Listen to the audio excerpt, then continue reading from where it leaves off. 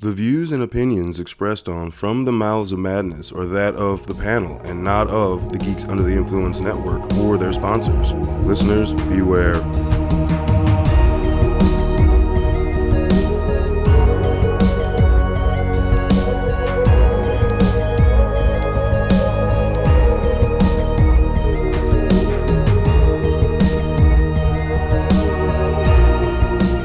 Straight from the Mouths of Madness, I'm Lowdown. With me as always is F.U. Hunter. What's up, you king-loving bitches? always King Loving Bitches. I mean, we need to make that a shirt for like just September release. Yep, a limited 1 month a year during his birthday month.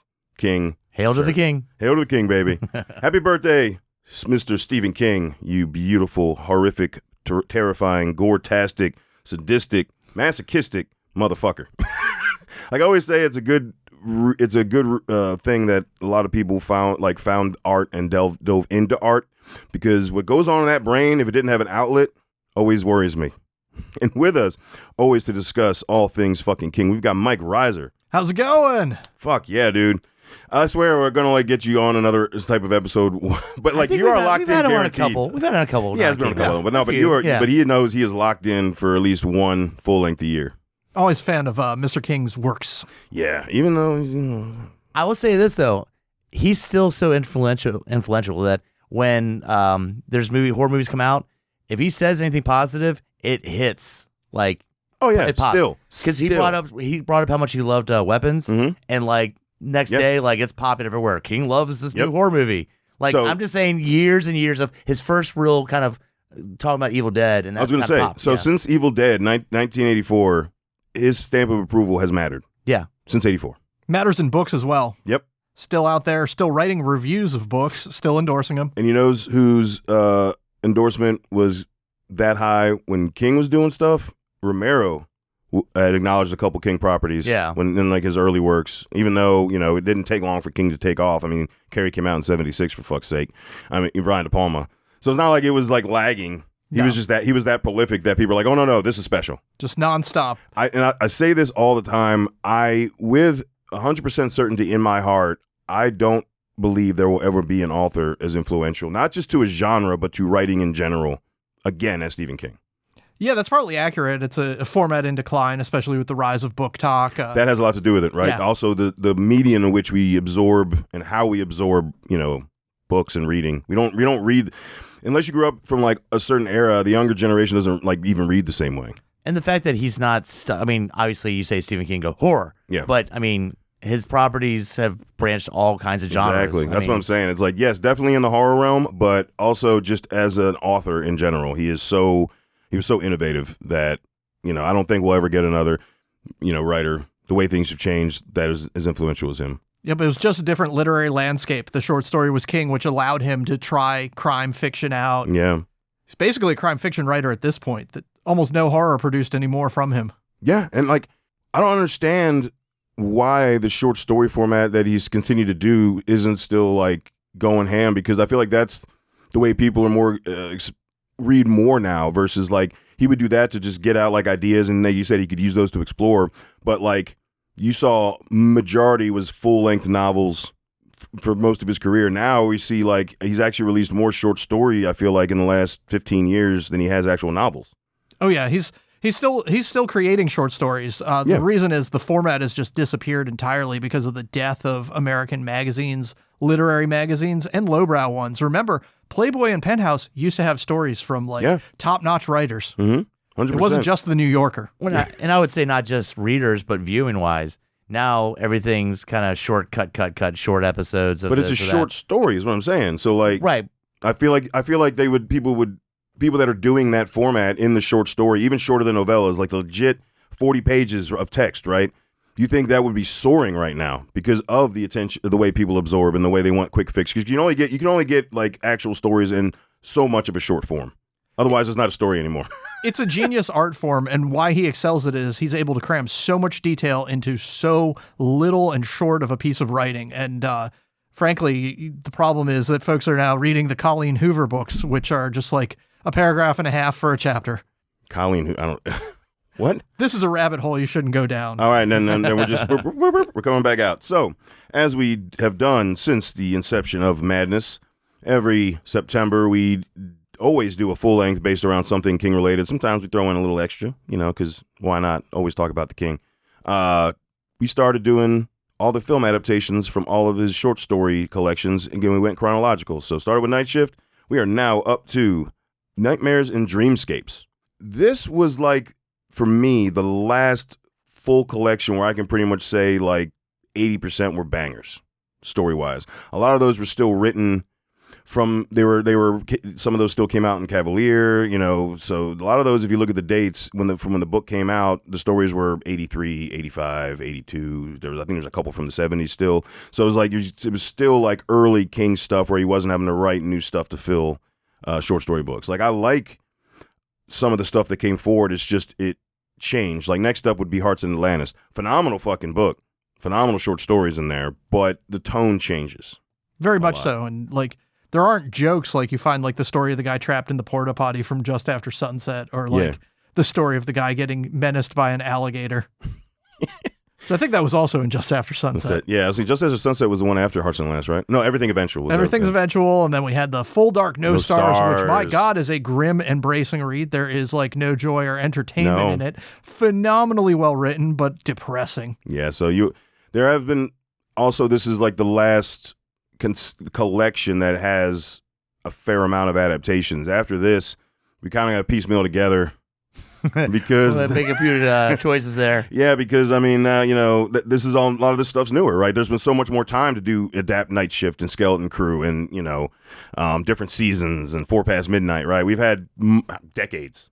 We're starting to get a little close where we've only had like 15 years, 16 years to adapt stuff. So yeah, the bottom of the barrel was definitely scraped in the 2010s with A Good Marriage. God damn it. We might just have to start doing different genres of horror, of King stuff. Like, oh no, I got some ideas we'll talk about off mic. That the ideas I have, if everyone's cool with them, will keep us going for another like 6 years. All right.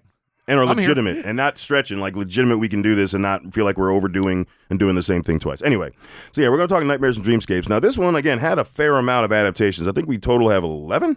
Yeah, we had 5 episodes of the Nightmare and Dreamscapes series. We had 3 films, and then we had 2 episodes of a TV show. So yeah, that's pretty solid.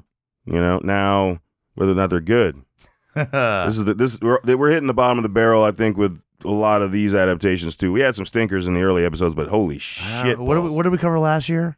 We covered 4 Past. We combined 4 Past Midnight and the Bachman books. Yeah, because there was some rough ones last year. There was, but not like this. Yeah. Oh no. Oh no.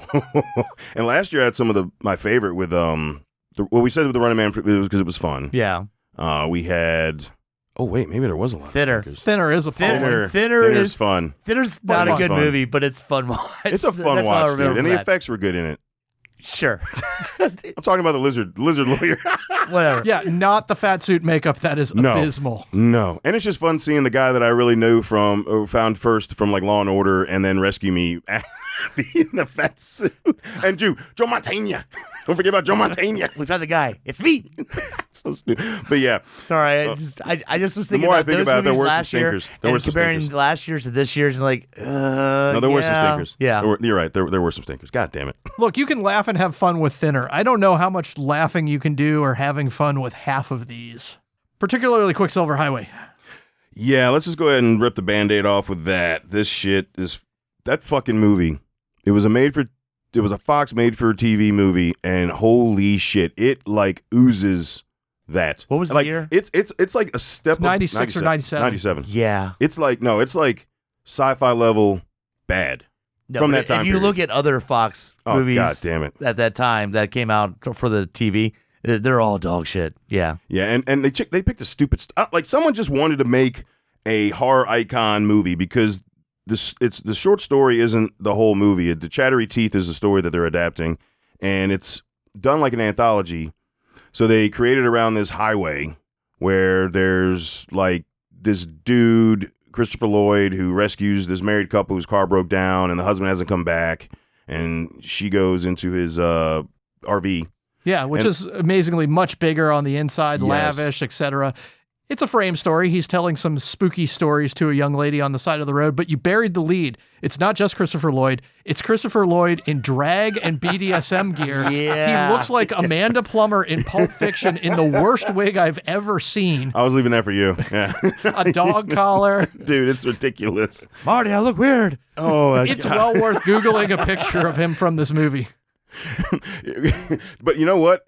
That's the only other role where I feel like it would have been appropriate for him to go into like Who Framed Roger Rabbit mode and just stop laughing. Like just the high pitch. Yeah. It is a very madcap performance from him because he tells two stories. One that's a Stephen King story, Chattery Teeth, and another one that's a Clive Barker story, The Body Politic. And he does it to a woman in a trailer and also to a guy at a carnival fun fair on the Santa Monica Pier. Yeah.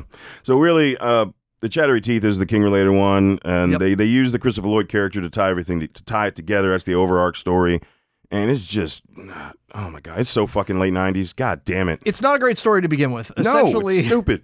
A guy gets a pair of novelty gag teeth, you know, like the ones Joker had in the Batman movie from the '80s.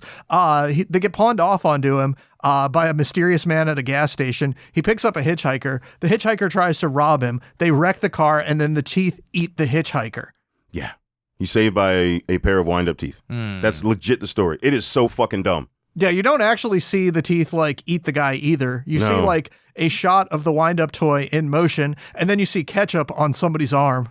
And then they literally just make the teeth, like, someone just, like, almost looks like they threw it at the guy, and then it just ends up, like, on, like, maybe a snippet of his finger or something. Dude, it's so stupid. It's so dumb. Now, I will say, in the short story, they are more detailed with the eating. So that's something, but it's still a dumb story. It's a Fox movie, 90s Before Fox movie, became Fox, and where they don't mind showing... Before they got the NFL license, where they were producing some shit. Yeah, the total budget is approximately $11 for this whole thing. It's, like, mostly... There's two shots in the whole Chattering Teeth story. There's a couple Marvel properties that Marvel, when they were struggling, sold off to Fox. And we see what they did. And there's shit movies that never got released. There's one called Generation X that was a offshoot of an X-Men book that never got...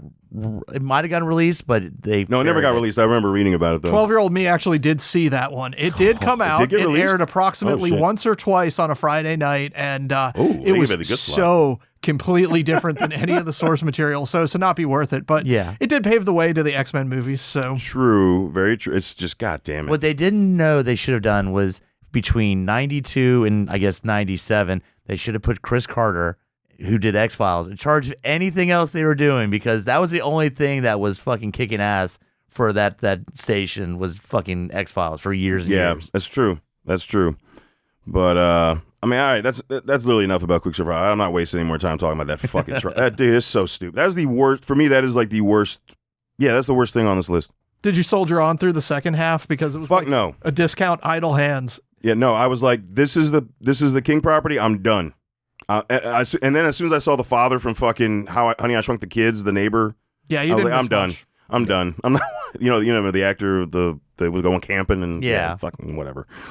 All right, we're going up now. We're kind of gradually getting into better on the film end. We've got 2009's Dolan's Cadillac. Now, holy shit, did they not take some liberties of changing shit in this story? Because this story I enjoyed in the book, and I reread it before this. I'm like, fuck yeah, this is a good mobster revenge story. Like, fuck yeah, it's good. I did. Solid. It's a brutal body horror story about the toll of revenge, not just on the soul, but also on the physical body, of years on end of staying up late at night, thinking about the person you want to kill, destroying your body in sacrifice of that. And then that's not captured at all in the movie. No, they somewhat show the physicality, or they try to, because what you get partly in the story is you get that his wife was murdered by Jimmy Dolan, and he tries to do a revenge immediately, and he's just a weak sauce. In the book, he's legit a weak sauce teacher, like a balding, middle-aged, like doughy, non-physical, like teacher. Yeah. In the short story, he's a pretty boy, slightly athletic, and I'm like, this might change a little bit. This change it up a little bit. We're so right out the gate, I'm like irritated about that, because the ending isn't as satisfying with him, because he's just like a whiny bitch, where in the book you get at least I got the interpretation that the dude is driven to like rage, like crazy levels of insanity on his like tunnel vision focus of this revenge story, because the setup, like he gets a job at on a road crew, and he sets up this whole thing to do a detour, and he has access. He learns how to use all the equipment, and he sets up like basically a tomb for Dolan. Finally, he played the long game for that revenge, and it's definitely an ode to Edgar Allan Poe with the Cask of Amontillado, the way he kills Dolan. Yeah, absolutely. And it's years long and excruciating to read, but also a lot of fun because King is phenomenal at describing these inner emotions and these inner voices. And instead, all we get with the actual movie is a over-the-top, giga-racist Christian Slater. Part of the fun of the book is we never actually meet Dolan. He's just an abstraction who did something bad a long time ago and has to die. In this, he's wisecracking at the levels of like a D-tier video game villain. And there's none of that physical exhaustion. All you get is him digging with a shovel under a piss filter out in the desert. It's horrible. Under a piss filter. And you're right. Like Dolan in the book is kept kind of in the distance. He's like more effective. No, yeah, he's like the urban legend. He's like a monster. Yeah. He's that evil that he's like the Kaiser Soze. Yes, Kaiser Soze. He's the Baba Yaga. Yeah. Right. No, in this, he's a little fucking thug, saying, man. He's a thug. It'd be like at the beginning, Kevin Spacey's like, I'm Kaiser Soze. Hey, everybody, Kaiser Soze. Hey, like, no, you want to build that up, man. Yeah. And they do that, and King can always write that. They just didn't do well with that. So the villain just was more annoying and whiny, and it was bad. And it's also loaded with something that now makes me laugh, since we're all aware of what a cliche it is. The dead wife montages. Boy, there's more than a few of those. Oh, God. That's... Yeah. Is that as bad as Ghost Dad? Is that as bad as Ghost Dad? It's pretty... Yeah. But I fucking... Yeah. I swear to God, at least 3 to 4 horror movies a year have the dead wife, like... Yeah. Yeah. And if your mother was here, like, God damn it, like, shut up. Like, that happens all the fucking time. It's like one of the... just like easy solutions, like how do we reject like conflict and tragedy in this family? Kill the mom. Yep. It's such a meme. You see young ladies on TikTok going, "I'd be perfect for a dead wife montage."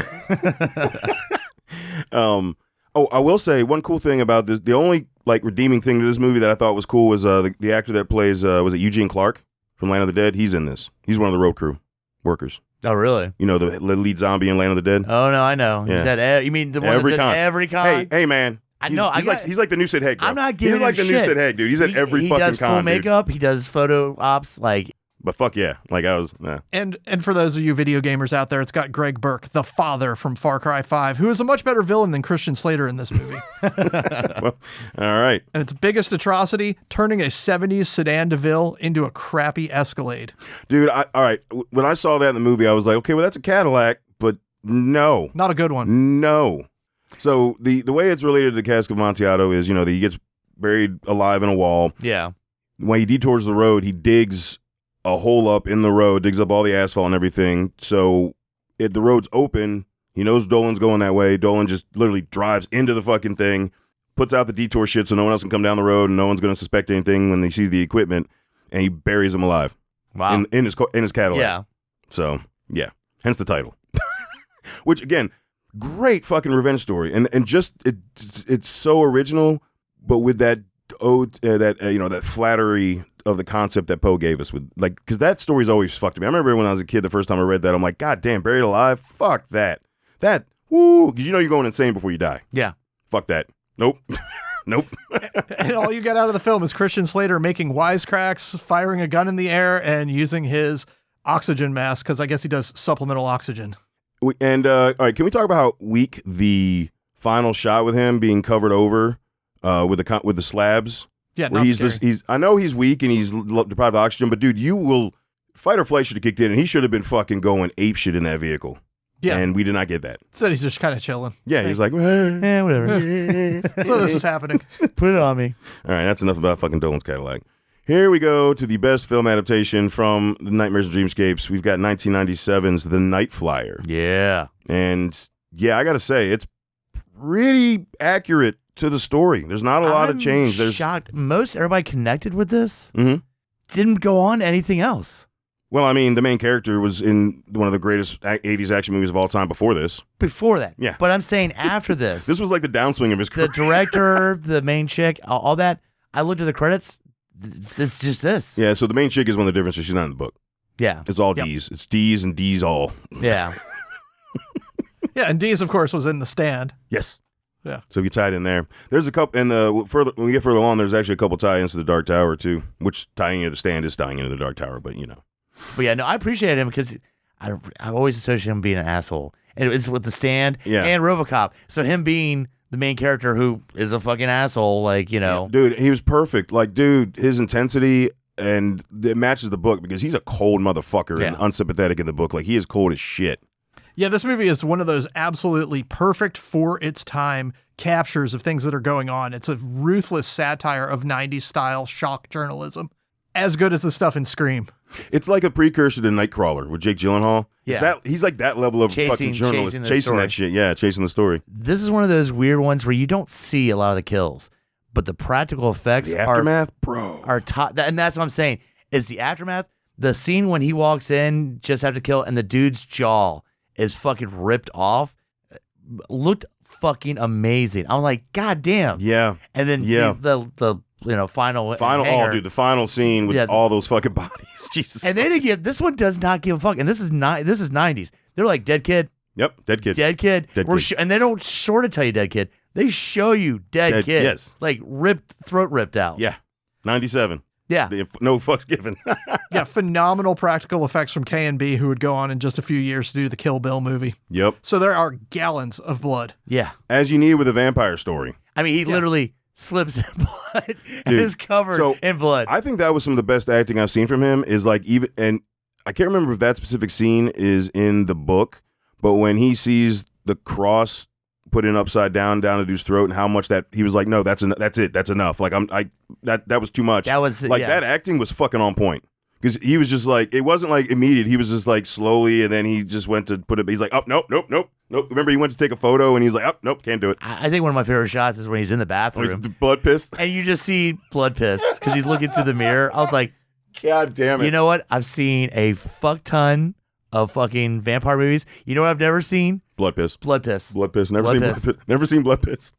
Yeah, it's a good stew of like the classics of the vampire legends, the dirt in the casket and everything, but also with like a super sick private aircraft that's painted all black. I love that concept, dude. It's great. And that's perfect for vampire. Mm-hmm. Think about it, right? Like, who's going to these small hokey-poke towns to, like... This dude is chasing the story so hardcore. I don't know about you, but if I got into the cabin of a plane and it is covered in blood and gore, not just like someone had a bloody nose accident, like from top to bottom, like just covered it. I'm like, I'm the fuck out of here. I wonder who he pays to clean that thing when he's done. Get some photos and go keep investigating. Fuck that noise. I wonder who he pays to clean that when he's done. Well, that's why it's wonderful storytelling, too, that symmetry between the vampire hypnotizing the people around and the journalist who's hypnotized by the ugly side of it, not the glamorous, beautiful face that the vampire gives the old folks.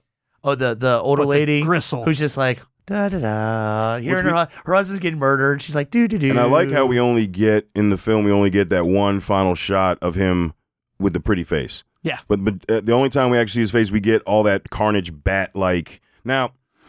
The first shot is horrible with the CG wide mouth, but after that, it's solid. Like when it's just like the slight movement of the mouth. It's like they couldn't help themselves. I know they had to. It was 90s. We got to use CGI, man. We got a computer. We got a laptop. His mouth open up a little bit and make the teeth come out a little bit. Like, you don't fucking need to do that. God damn it. Yeah, especially not when you have beautiful latex work like that in that movie. That's what I'm saying. It was all such the good work. makeup's phenomenal. All the gore effects are phenomenal. It's such good work. Now, the main difference are, one of them I mentioned that the female's not even in there. She gets brought in as like a rival against him, kind of like worried about she's trying to take his story, take his job. The big thing is the book, Dwight Renfield, leaves him in the carnage as King does with the ambiguous ending. Whereas in the movie, he drinks his blood, he causes him to hallucinate, and then starts hacking up bodies. Like that. No, I do. I enjoy the change. I don't mind the fact that we got changed to a finite ending that went as hard as that did. Because that scene in the dreamlike where he just starts hacking up bodies with the axe, that shit's awesome. Once again, a beautiful symmetry because it's about the young ingenue reporter getting corrupted by the 90s industry. And she picks up the mantle and runs with it at the end. A new vampire was made out of the ashes of the old one. It made a point to having that extra character instead of just throwing in an extra character. Until that end point, she's seen completely worthless. And besides just giving like filler for him to explain what he's doing. But when you get to the point where they shoot him dead, and she's like, I'm the lead reporter on this. That made it worthwhile. Yep, agreed, 100%. That was a very. And it's not like she thinks, oh, he maybe did go crazy. She sees, Renfield walking to his plane. She knows that's the actual killer, and she's like, nope, you ain't gonna kill me. Yeah. Yep, that kind of powerful ending. She chooses evil. Yep. Chooses evil. She chooses not to die, which I guess was choosing evil, but also choosing not to die. It's almost like, have y'all seen Arlington Road? No. Yeah, where literally you just find your patsy, and then all the atrocities that happen, you pin on this person who's just at the wrong place at the wrong time. All right. And that's perfect. Like literally all the Night Flyer ones have it. She didn't have to do D's like that. She could have gone back to the reporting place and told them that the story was a supernatural killer. They specialize in alien abduction tabloid stories. It would have worked. She went the extra mile, though, to kick him in the nuts after he was dead. I mean, the motherfucker was taking photos of corpses to put it in front. He locked her in a fucking closet, dude. He locked her in a closet. Yeah. Okay, maybe he kind of did deserve it. Okay. And then also, like, when that woman's, like, losing her shit over a customer she's had for, like, 20 years, he's, like, takes the most fucked up photo and the fucking look on his face afterwards. My God. When he's telling dude. that's the first thing. He's like, and then found her in the bathtub. And then it shows him, and he's like, let's get a photo of that. Like, God damn. No, but, like, I'm talking about. That's your coworker. I'm talking about in the hair salon. Oh, I didn't think of the hair salon and she's like bawling, and he just like click, and then when she puts the fucking camera down, he's like, "Thanks," and like with a smirk, I'm like, "Oh, I want to fucking kick you in the dick, or bro." He's like, "Oh, this tombstone's not enough. I need to kick it and bleed on it." Like that kind of thing where I just can't show it. Shit. Yeah, he's literally a dick to random people on the phone. Yes. I laughed out loud as he was calling around to get information for his story and calling other people assholes for not giving it to him. Yep. But again, perfect actor for it. Yeah, no, 100%. Although I say whenever he first pops up, until I kind of get in the feel for the character he's portraying and whatever I'm watching him in, first thing I hear is Red Foreman, "Bitches leave." First thing I fucking hear. Bitches leave. Bitches leave. Yeah, dude, that scene is so good. All right, but yeah, that is definitely, to me, and I think we're probably in agreement. You haven't watched the two other ones, so you can't. But just watching just the one, like I enjoyed it. It's one of those like, damn, I wish I had seen this years ago. Yeah, no, I was watched surprised all how those. much I liked it because it does have the 90s feel to it. Yes. But the practical effects, the way it flows, the ending make it all worth it. Well, it was the highest budget, right? It actually got a limited theatrical run, but it really world premiered on HBO. So like it was the most funded of these films too. So that definitely helped. I feel like Dolan's Cadillac probably could have been better had it had more funding so they could cast better. Literally, if the casting was slightly better and they could have hired a better screenplay writer to adapt, I think that all came down to money.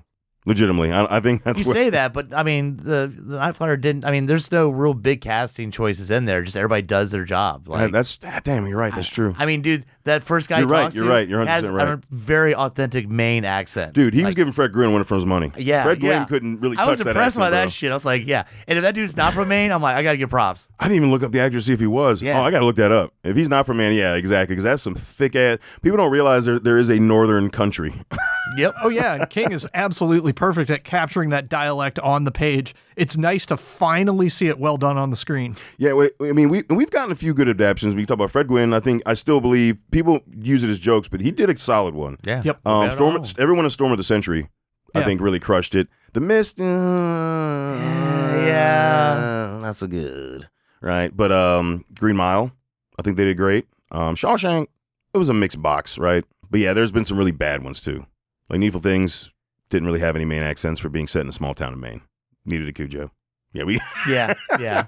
But all right, on to this miniseries. There was a limited series. It only made it one season because it was on a shit channel that only played syndicated shit. TNT in the mid-2000s was not known for its original, gussied up content. Hey, now, you leave the channel that had Law and Order and NBA regional games on alone. Exactly. They put some money in this, though, man. The production's really good. Because, like, it was the wrong fucking network, dude. Yeah. If it had been like USA at that time or like a local channel, like, NBC, CBS, I don't know if we could have gotten the same level of.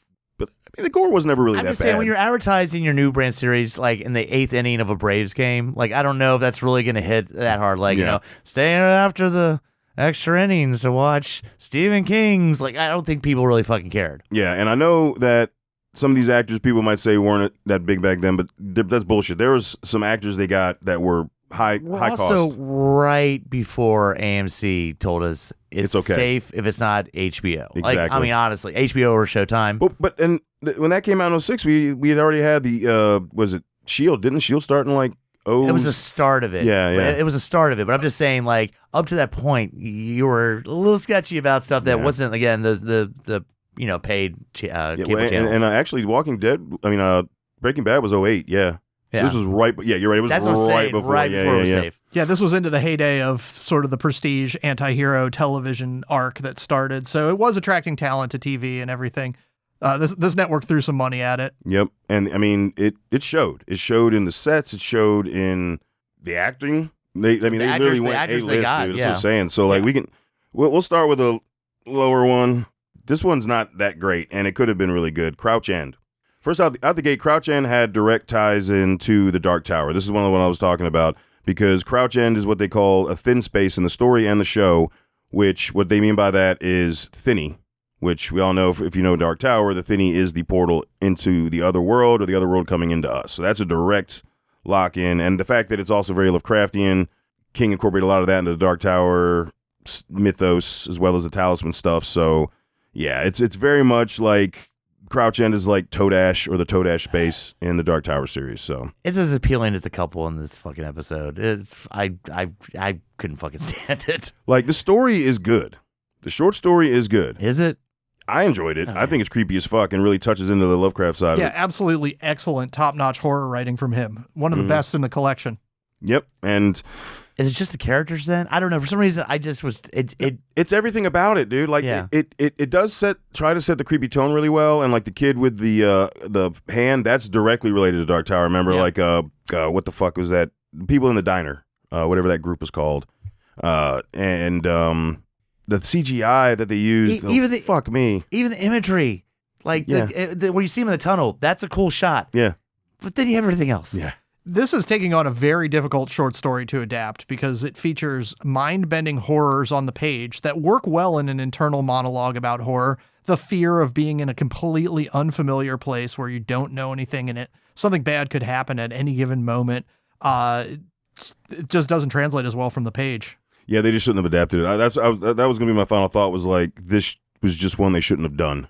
And they should, because they forced it to make it try to be something. Also, I didn't give a fuck about the characters. They're bickering most of the time. Yeah. To me, like, give me at least one sympathetic. Both characters, the dude and the chick, both of them are obnoxious. Yeah. And they're both just bitching and blaming each other. And at that point, I'm like, fucking kill him. Just fucking kill him. I don't. Kill him. Who am I cheering for to survive this? I don't fucking care. Yeah. It's a stew of things that don't work. It starts off good with some like unique English folk horror. People go into a forgotten neighborhood of London where everyone warns them not to go. And since the whole series was shot in Melbourne, Australia, it looks like a bizarre mutated funhouse version of England. Like after it rained, like the sun coming out after it rained. That actually helped add to it, though. It did. It added to that the early atmosphere is good. Yeah. The problems start coming fast and furious with, you're right, the unlikable couple that's at the heart of it. The incredibly poor effects in the episode. The budget to the series did not entirely go to this. It was early CGI. The whole thing's edited like an Evanescence video. I was literally about to say, and it shows its early 2000s with all the what we were just bitching about on fucking when a stranger. Oh, when a stranger calls, yeah. Yeah, with the quick cut flashes of different imagery that never fucking works. It looks like shit. It never Always looks like shit. Freaks me out or is that kind of bullshit. Like, look at the kid, quick! Look at the kid. I'm waiting for it to stop. I'm waiting for it to stop because it annoys the shit out of me. That's all it does. It annoys me. Yeah.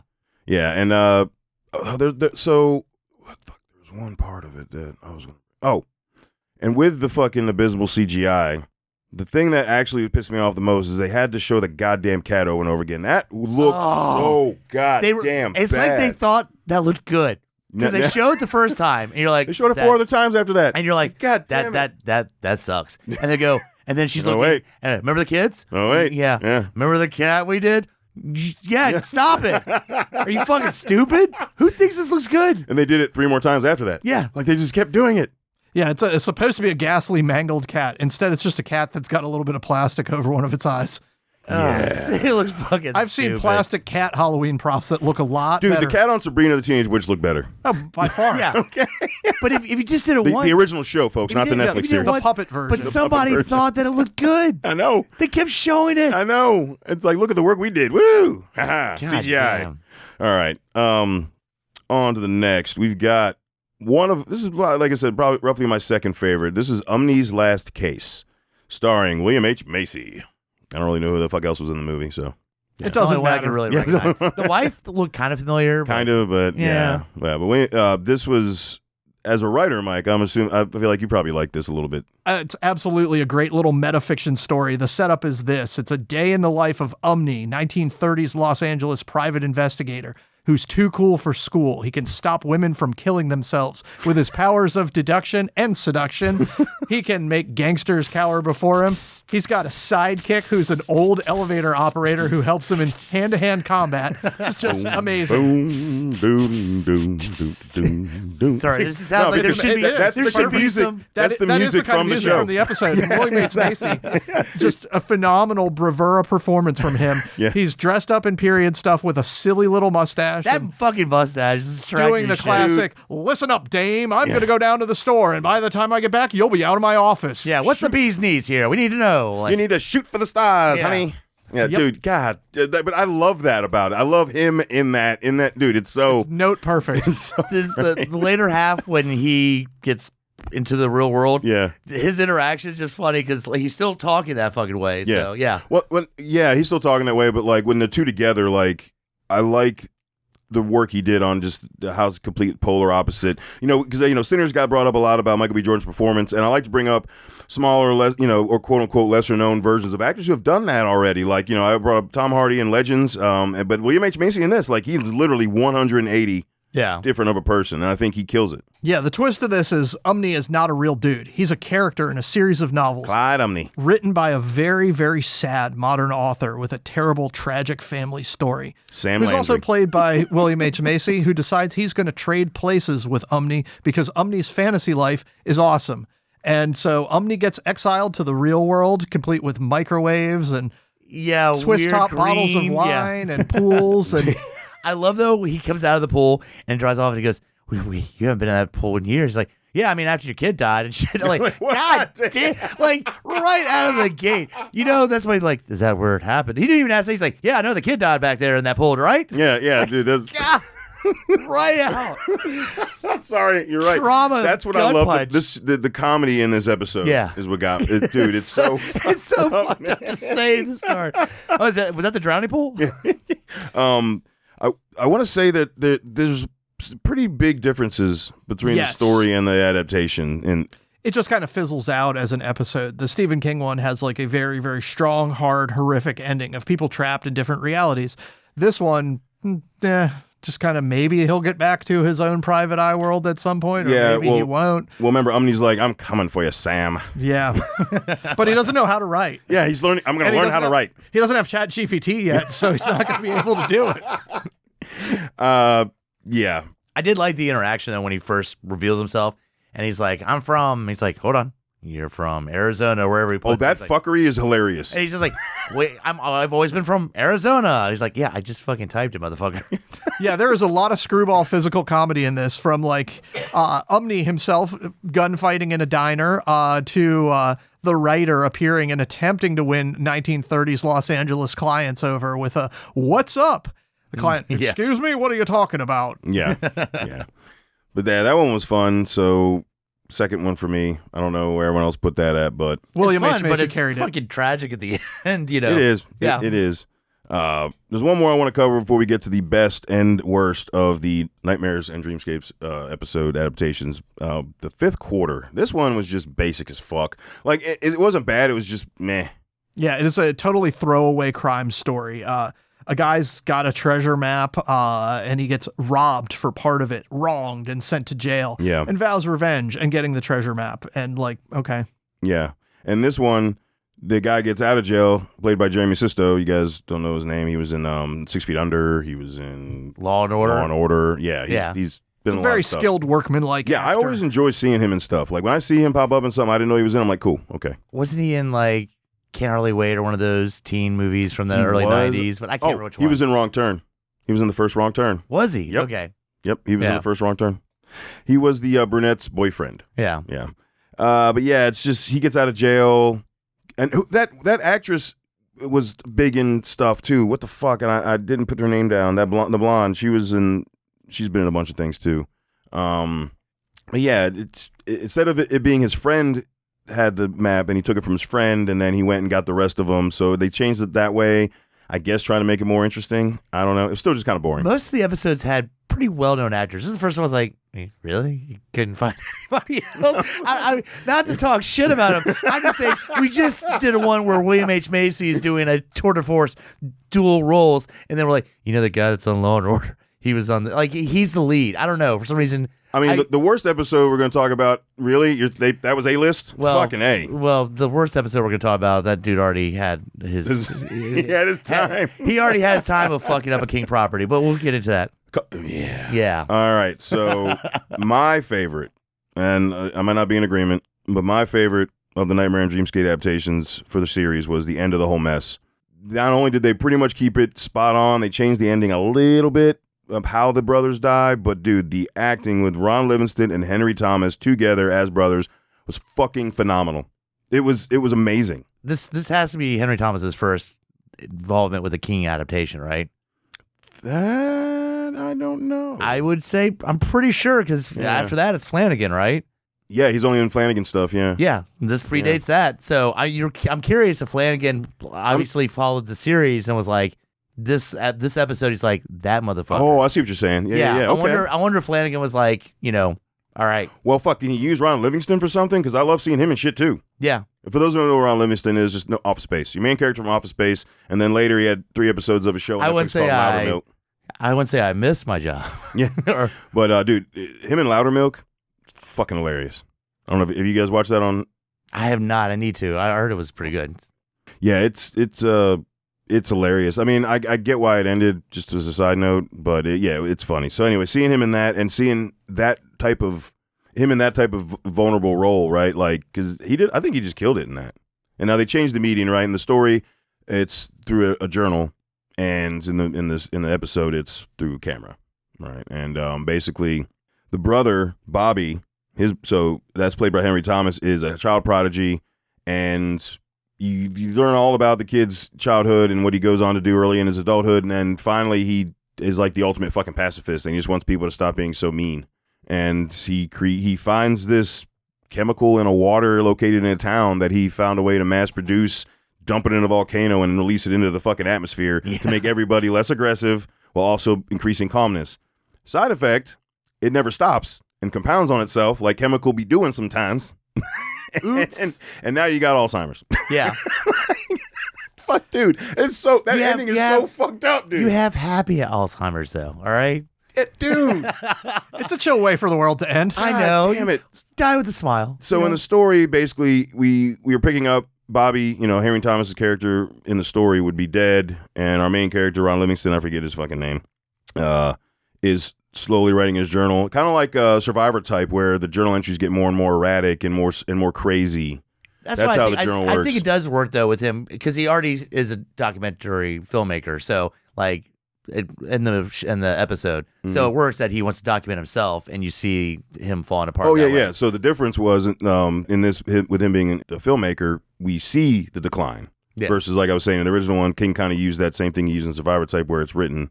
And you just see the slow decline of mental cognitive function. When did the story come out? Because obviously the episode, they kind of make 9/11 as the turning point. So in the story, it's just a threat of a nuclear war. So like Doomsday Clock's at like 1 kind of shit. Okay. There's no actual event. Okay, that's what I'm curious about. I think it's great that they actually included 9/11 instead. Yeah. It's very 70s or 80s in the story. And this, the 9/11's actually a good update. It's like the first time I've seen 9/11 treated with sensitivity in a King property, because in his novel Dr. Sleep, that was not how you honor the memory of the folks of 9/11. No, that's not how you do that. No, but yeah, this was the first time for me watching any of this series, by the way. So like all these were first watches, and like the way they handled that, you're right. I was just like, wow, fuck you, okay. And that was the push for Bobby. Yeah, because like, I mean, the whole conversation I had at the table beforehand is like, why do people have to be mean? Yeah. Like what? And then literally you get like one of the most fucked up things that happen to innocent. Like, that's gonna push you over the edge. And the big thing about the difference with the ending too is that they just naturally, slowly let themselves go because it's inevitable. Where in the show episode they take a concentrated dose, an overdose on it, basically.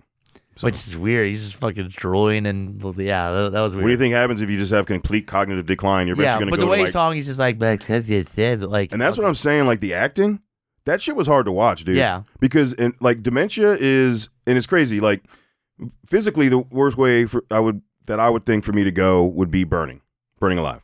Smoke inhalation, all that shit, because nerves are gonna die, but you're gonna be breathing all that shit in, right? And drowning would be another one, but like drowning is specific. It would have to be like far enough away from shore where it's like black as you're drowning, where there's no light coming from the bottom. If I drown in like 4 inches of water, I'll be pissed. But like dementia is so fucking terrifying to me. And the thing is, like all of us sitting here now, I'm sure we'd be like, dementia's fucking scary. But when we're in it, we don't know.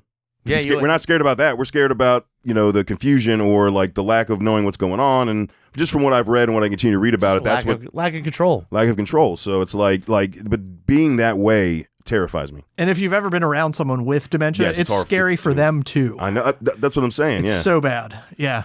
I did like when they're doing the news report outside. It's raining, and she's talking, and then she starts struggling reading the prompter. She's like, and they went go over. Like she's like. And you can see the people behind her that kind of have like just the like blissful face of just like where they're all starting to go like just like rain, pretty rain, like No, it's fucking damn, it's so bad. It's so fucked up. They did really good with the majority of these episodes. Now there are I think 3 more episodes. 2 are adaptations from Everything's Eventual. Like I said, we'll get to those. And one we talked about on the first adaptation episode that was from Night Shift is Battleground, and that one's Although the actor William Hurt, he was cool, and I thought the effects were actually pretty good in that one. So yeah. So all right, that covers that. Here's the worst. God damn it! Fuck this episode. They've got a hell of a band, starring Steven Weber, not Jack Nicholson. God damn, dude. Whenever I see him attached to a King property, I'm like, no. Or they put his face. They put his face on the cover of The Shining. The Shining. So he did to himself. All right. God, fucking, it's just ridiculous, man. It's just, I'm surprised they didn't add Tim Daly for good measure, and they could have a Wings reunion. No, because he was in a good adaptation. He was. Yeah. Storm of the Century is fucking phenomenal. Exactly. He's like, no, get your stick off of my shit. All right. I did something good. Get your shit out of here. Yeah. God, it's just so boomer era nonsense, and the god damn it. Yeah. So I'm going to pitch for why I think this is brilliant, despite the fact that it completely fucking sucks. It is flat, devoid of tension, not scary at all, the most preposterous of all the King setups. A young couple veers off the road and gets stuck in rock and roll heaven, where all of the boomer icons who moved on too soon are seemingly still alive, and they are not very nice. However, it culminates with these people being stuck there forever, forced to watch a years-long narcissistic boomer endless concert series of them noodling, jamming, etc. Elvis Presley, the Big Bopper, etc. on stage together, and it perfectly captures the narcissism and self-importance of boomers of a certain age and their musicians. Yes. Yeah, like, see, Total Musician was Janis Joplin, Elvis, Sammy Davis, Ronnie Van Zant, God damn it, Roy Orbison. Yep, Roy Orbison. Kurt Cobain's thrown in there for no apparent reason as well. Which, that goes against the boomer thing, right? Okay, they had to throw in a little Gen X. Little Gen X got thrown in there. No Jim Morrison? No Jim Morrison. They have a Hendrix, though. Yeah, they have Hendrix, and we have Buddy Holly, who weeps tears. Yeah, we have Buddy Holly. And they had some Tears famous of blood, no less. They had some famous radio DJ too. Yeah, some dude I'd never heard of, but I guess like he was. If you came of age in 1958, he must have been the coolest guy on earth. I feel like that was it for the majority, but yeah, it's so dumb. God, it's so and there's a bus of hippies, and like it made sense when Hendrix got out. You're like, oh, okay, did he really? But he died. He didn't die on a bus of hippies. So why the fuck is there a bus of hippies? Sorry. Flower power annoys me, man. It sounds like Steve Weber also annoys you. So yes, yeah. Everything about this is cloying and obnoxious, complete with try some of my cherry pie in the diner. Wouldn't you like a milkshake? By the way, we're all bastards here who are incredibly cruel. Who was the dude working in the diner with the short hair that they got the car ride? Some boomer musician I'd never heard of. And the only good thing was him getting thrown off the hood of the car. I was like, please hurt more of these boomers. Can you please run over Elvis's foot? I need to get him on over when he can talk about stuff he hates more. He's fun. I know. You're fun when you tell you something. It is weird because I'm not used to Reiser getting a little rageful there. Yeah, you're fun. Fuck these boomers. You're like matching the same energy, but in a completely different way, and I'm here for it. Fuck yeah, it's awesome. It's been a long year for Reiser here. He's got it all built up. Every so often, it's just fun to trash something that totally sucks. It totally deserves it. And it totally deserves it. If you get a set of the DVDs, you watch these things on YouTube, it's on a streaming service, just skip that one. Please. Please. And yeah, so now that we're done talking about the films and the Nightmare on Dreamscapes show, I found all of these on YouTube. Yeah. Someone did a 4K AI restore of the Nightmare on Dreamscapes episodes, and it looks fucking good. They look really good. And the audio was good, too. That's the other big thing you got to worry about, right? Because the audio on some of those movies, especially like Quicksilver Highway, no. I really wish someone had taken the time to do a transfer of Night Flyer like they did with Nightmares on Dreamscapes. I don't know why. Night Flyer looked all right, but goddamn, man, like the HD. Why is it not on HBO Max streaming right now? I don't know. It's an HBO property. It's where it premiered. That's one of those. It's the same thing as Tales from the Crypt. Like, don't get me started on that. I'm just saying, there's these HBO properties that they go, yeah, good luck. But I don't know why one of the houses that released physical media, Severin, Scream Factory, Vinegar, whoever, all those guys, haven't done like their own restoration of that. I would buy a physical copy of that. Yeah. And I don't really want to buy a DVD, but if that's all I can get, like I said, there's a list of 90s HBO properties that need to have that done, especially in at least a Blu-ray at least. Yeah. At least a Blu-ray. Exactly. Yeah, the Night Flyer is so good it deserves to transcend the occasional Reddit thread about movies that time forgot. The 4K upscale, it's good. It holds up against stuff that comes out today even. Solid movie if you love horror. Yep, 100%. All right, we have two more things that were adapted that I actually didn't find out till a couple of days ago. No, I'm sorry, guys. But we have the short story "The Moving Finger" was adapted as season 3, episode 24 of the horror anthology TV series Monsters, which ran from 88 to 91, and it was the last episode of the series. And why would you want to fucking end on that? By the way, They've Got a Hell of a Band was the last episode. How is that a season finale? Not necessarily. That was the season finale. Not necessarily a season finale of we're not renewing this. They knew not to start the season with that episode. Yeah. So, but when I found out that was the finale, I was like, that's when they know the viewership is so low. Oh, yeah, we're going to put out the shitty one last. It doesn't fucking matter anymore. Same thing with Monsters. It was the last episode of the series, and the only good thing about it is watching Tom Noonan be ridiculous. Well, I fell into a little bit of a rabbit hole of reading about this series, Monsters. I guess it's a spinoff of Tales from the Dark Side. Yep. Ran on syndicated TV. The makeup was the star because basically the folks at Tales from the Dark Side were upset that people weren't leaning into their horror episodes. They were more interested in the sci-fi, and nobody ever praised the makeup. So they spun this off to go absolutely insane with effects. And everything about it is cool in terms of effects. The opening title sequence of this show is something to behold. It's a freakish monsters in an American living room watching TV. Yep.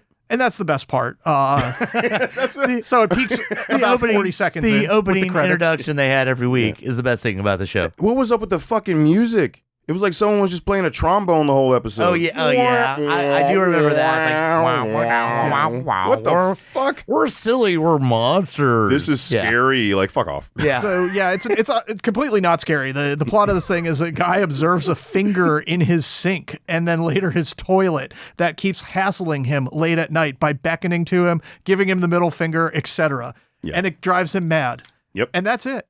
That's it. That's all we got. You're going to watch a guy, Tom Noonan, who's actually a pretty solid character actor with a long history. He's the guy from House of the Devil, a bunch of other stuff. He's Frankenstein in Monster Squad. all you're going to do is watch his bald cap go further and further down his head, and his skin is going to be painted paler and paler until finally it explodes into a festival of gore where he saws the finger in half and it sprays fake blood absolutely everywhere.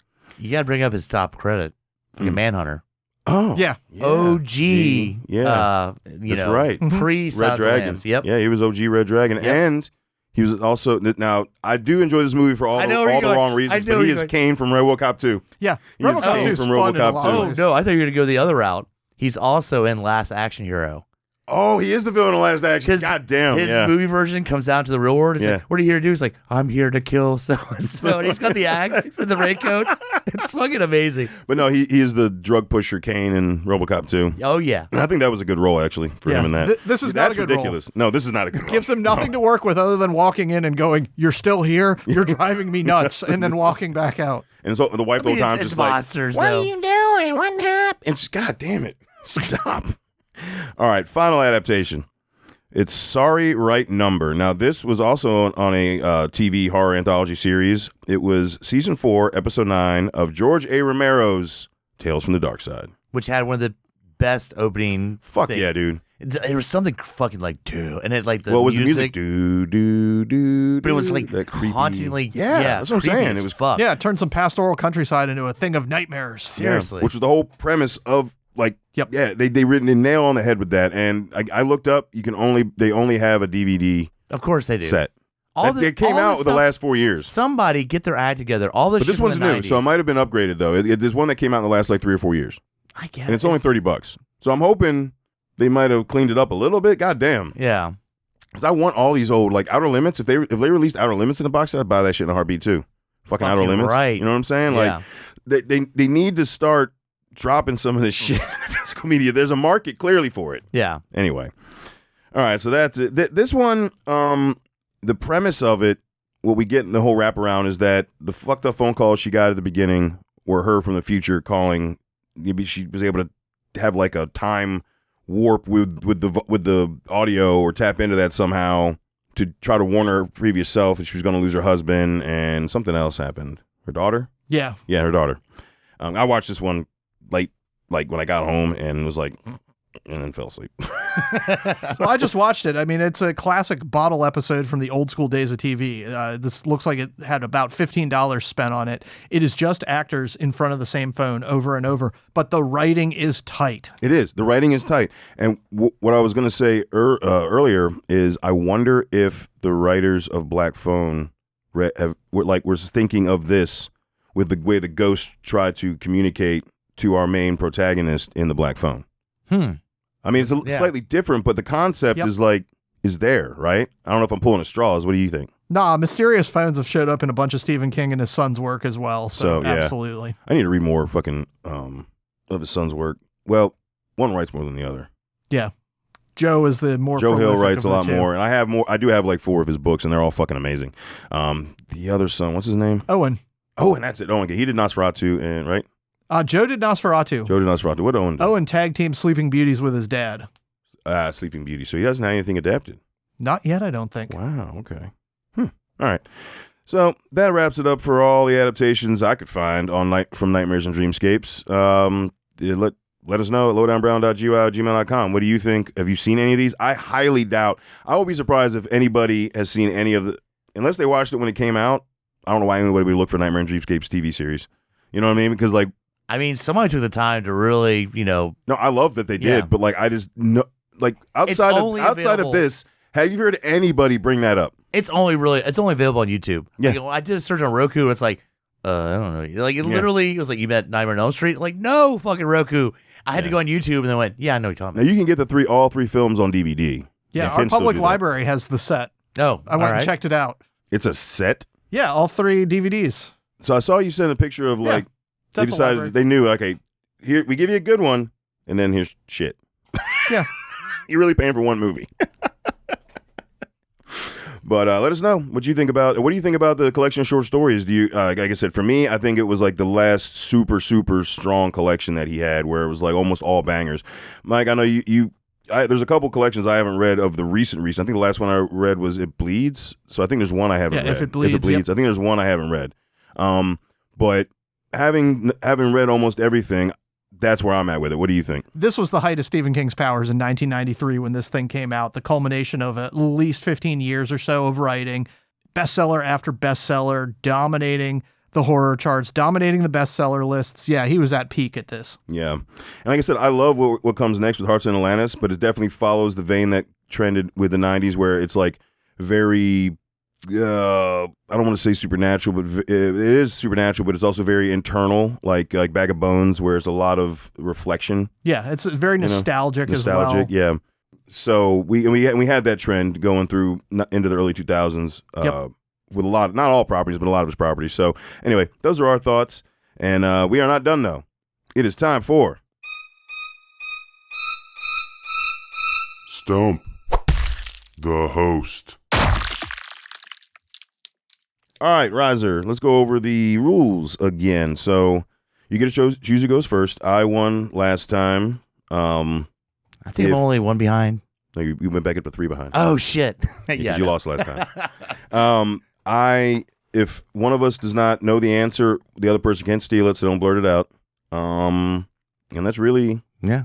And, we kind of want to talk about, like, the answer, if it's not 100% exact, like it's kind of your discretion. Judge's discretion. If like, it was if you enough feel of like what it's the close answer enough. was. Yeah. Oh, these are all going to be like yes, no. Okay. There are correct answers. Because we've had a here. couple No of gray controversies in the last few where, we let the judge kind of decide, do you want to accept it or no? That's not even fucking close. It goes, the other person has a chance to steal. Yep. So, all right. Again, you get to choose who goes first. All right, you're behind. You might as well start. All right. All right. What is the only Stephen King adaptation to win an Oscar so far? To win an Oscar. God damn it. Come on, movie boy. I know. This is fucking killing me right now. I know plenty have been nominated. Misery. Yes. God damn it. I was like, we kept doing writing. I'm going to pull a card, dude. I kept leaning to I'm gonna pull a Shawshank. card. I kept leaning to Shawshank and fucking Green Misery. Mile. Yep. Yeah. Carrie nominated right out of the gates, didn't win. Yeah. Misery deserved it, too. Yeah. Yep. All right. So, which adaptation does Stephen King routinely cite as his favorite? The only one that moved him? Oh, my God. I know the one he doesn't like. Well, that's a lengthy list. Yeah, only one that moved him. God damn it. Can we ask for like a time area? I'm asking you that. Dude, it's a throwing at the dart. Like, just say something, man. Because I don't have anything specific. I'm just gonna guess. No, what I'm saying is, can I ask? I'm asking you as the other player. Can we ask for like a time frame of when when? Like, oh no, okay. no. So that's what I'm asking. That's what. No. Okay, that's what I was I'll give you a asking. hint. It's not modern. Because I think I know the It's answer. not a modern adaptation. I think I know the answer, but that's why I want you to. Go first if you And don't what did you say he said about it? It's the only one that moved him. Only one that moved him. Carrie? No, he does like Carrie, but Stand By Me. yes. God, I was gonna say that first. God damn it. Doon. I was gonna say that. Fucking Robert. I remember him God saying damn it. that. That's why I was like, Yeah. when you asked about the period, I was like, no. Yeah. No, but I was gonna say that, and I just thought, no way. But moved, yeah. That's Yeah. such a good fucking movie. All right, Hunter, here you go. All right. Which Stephen King novel did his wife rescue from the trash? Oh, I know this. Yes, I believe I know this. Dead Zone. Not Dead Zone. All right, Gunslinger. It was Carrie. Oh, It was fucking Carrie. God damn it. All right. Shit. I knew it was an early one, but god damn it, that was early. All right. Thank you, wife. Yeah. Yep, she saved a whole career right there. Got Amazing. Got three more. Hopefully Changed the course of human history with one pluck out of the I need kitchen to at trash least can. get the next 2 right that I get and steal yours to win. All right. What we got? All right. Which Stephen King adaptation was filmed in Virginia? In Virginia. I don't know. I'm not 100% sure, but Heart of Atlantis? Yes, it is Hearts in Atlantis, filmed in Richmond, Petersburg, rural Virginia, and Stanton, Virginia. I got none of that when I rewatched that earlier this year. None of that. Well, it was decorated to look like other places. Well, Yeah. I know, but like, Did you get that when you watched? You can't change the building structure. Yeah, Yeah. but did you get that when you watched The Jackal with that crappy Richard Gere, Bruce Willis movie? I think I've watched that once. So Yeah, but I I'm can't just saying it's all. But I'm Richmond. saying I can't remember because Yeah. I haven't watched that. So I literally rewatched Hearts in Atlantis like at the end of the winter, going into spring. 'cause There's I a just felt couple like it movies was that a good were time filmed in period. Richmond area, and I'm just like, fucking really? All right, you're good. All right. What was Stephen King's first TV adaptation? Salem's Lot. Yes. Yeah. Ooh, Man, I'm on point tonight, baby. Dude, yeah. Boom. Like, you've only missed one. Like, if I don't get one, it was a smoke show. All right, last question. You've won, so. Yeah. All right. I just want to see if I can get a point. Give me the pity one. Fuck you. I'm still winning. I know. Fuck you. That's why I'm on You're a high. still losing. You're on a high right now, all right? Yeah, you're still losing. It's been a while since I've dominated. You're still losing. All right. Which TV series adaptation does Stephen King appear in the credits for as a murdered cook? TV adaptation? It's one of his books. Yep. What? Okay, right. So it's one of his books. It's TV adaptation. TV series. Modern age, too. We'll give you A that. TV series or Yes, a it's a or TV film? series. Multiple seasons. And he shows up dead as a cook. And it's Yep. a modern one. How modern? Can we say this millennia? Yeah. This millennia is 25 years, dude. There's been a lot of shit. You can have this one. I'm not going to win off You of can it. ask. You can It's ask inside the when. last 10 years. Inside the last 10, Mr. Mercedes? Yes. Fuck yeah.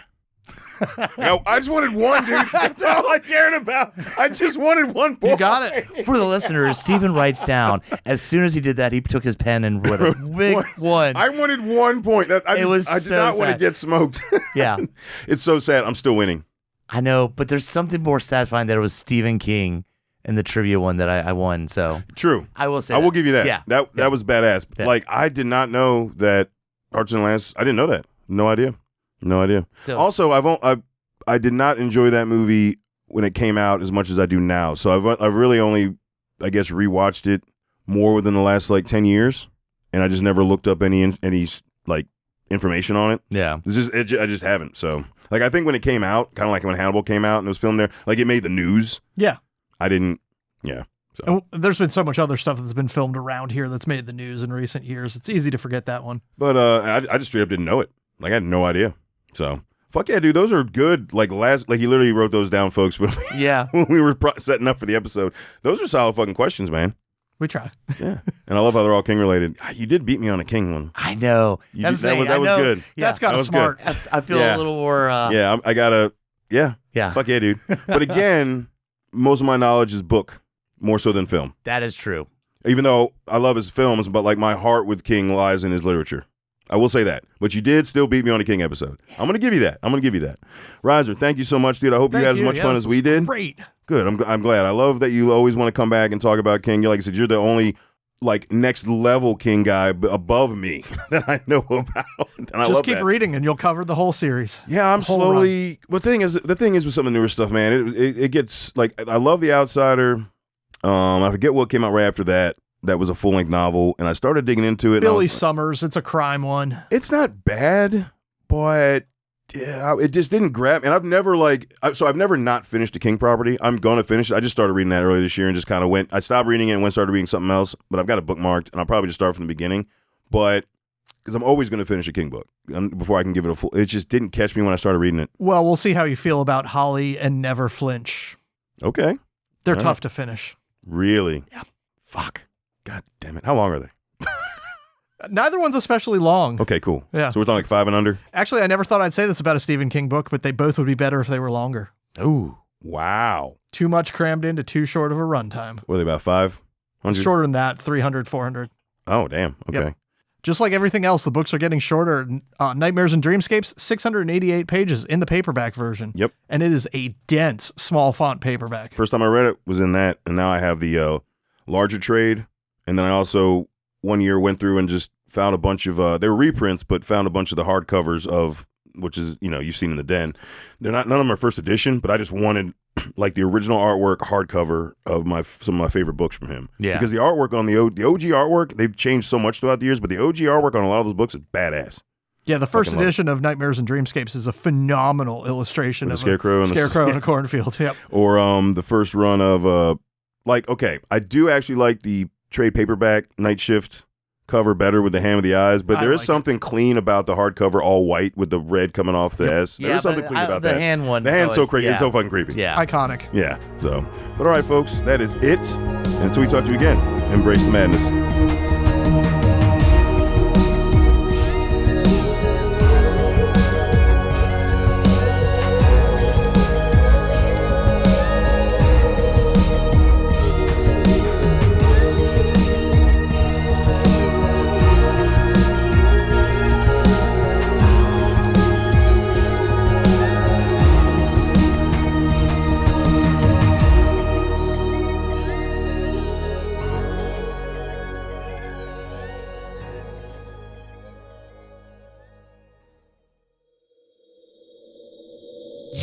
us at GUIpodcast.com.